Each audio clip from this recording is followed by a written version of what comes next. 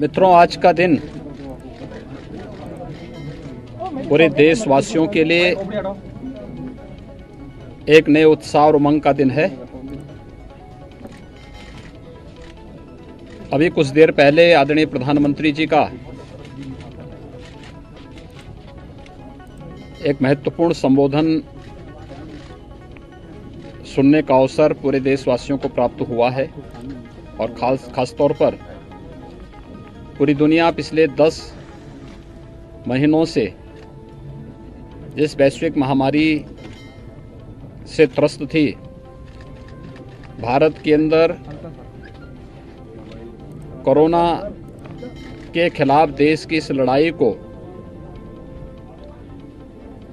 अंतिम प्रहार करने की दिशा से आज वैक्सीनेशन का कार्यक्रम हो रहा है। इससे पहले हम लोगों ने 3 चरणों में प्रदेश के अंदर ड्राई रन के कार्यक्रम सफलतापूर्वक संचालित किए। मैं इन सभी चरणों में अलग अलग स्थानों पर गया था। आज ये लखनऊ का प्रतिष्ठित बलरामपुर हॉस्पिटल है। इस हॉस्पिटल में कुल 102 हेल्थ वर्कर्स को वैक्सीन दिया जाना है और वैक्सीन के इस क्रम में अभी तक 15 लोगों ने वैक्सीन ले लिया है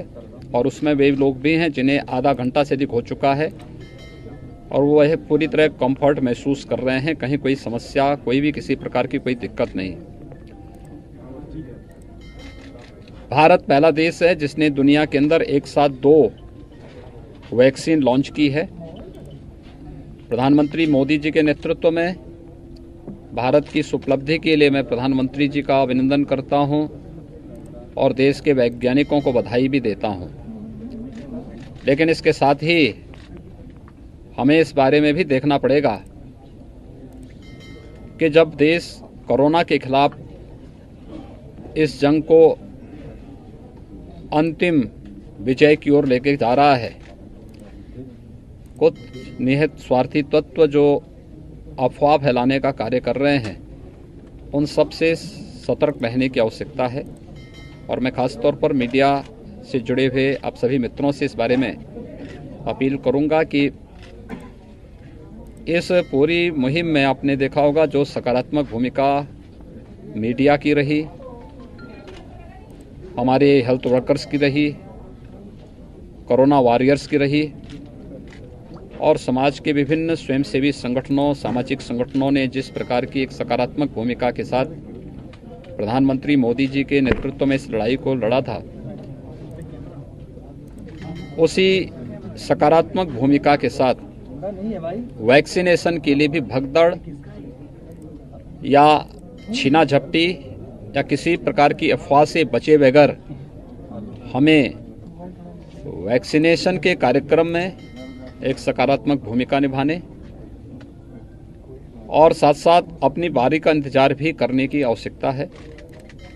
मैं एक बार फिर से मैं यहाँ पे भी उन सभी हेल्थ वर्कर्स को मिल के आया हूँ,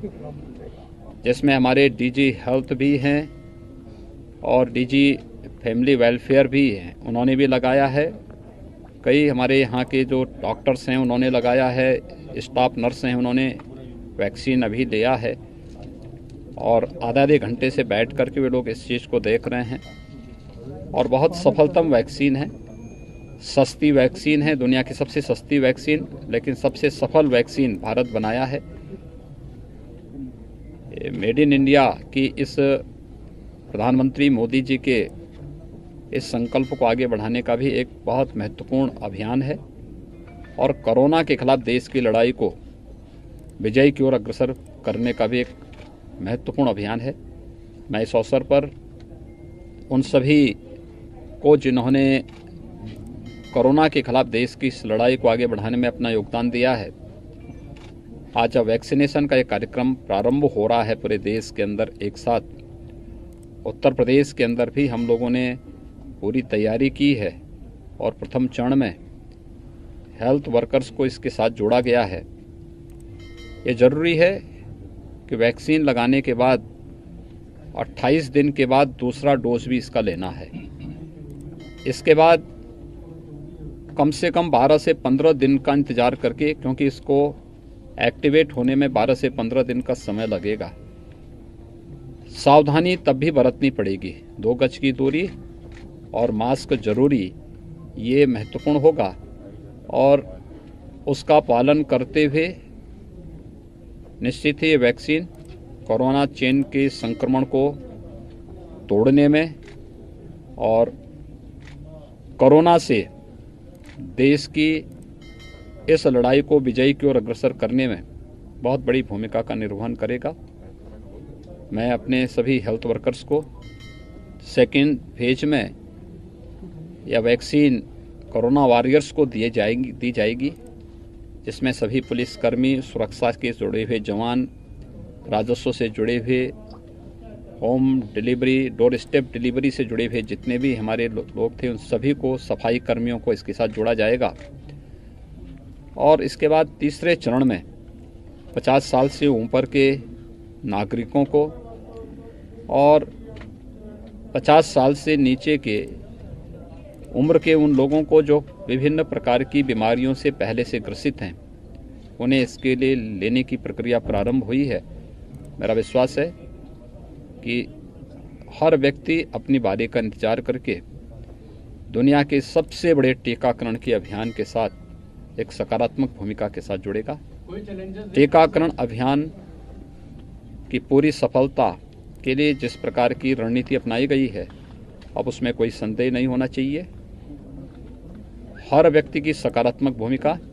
और प्रधानमंत्री मोदी जी के नेतृत्व में हम उस सकारात्मक भूमिका के साथ आगे बढ़ेंगे।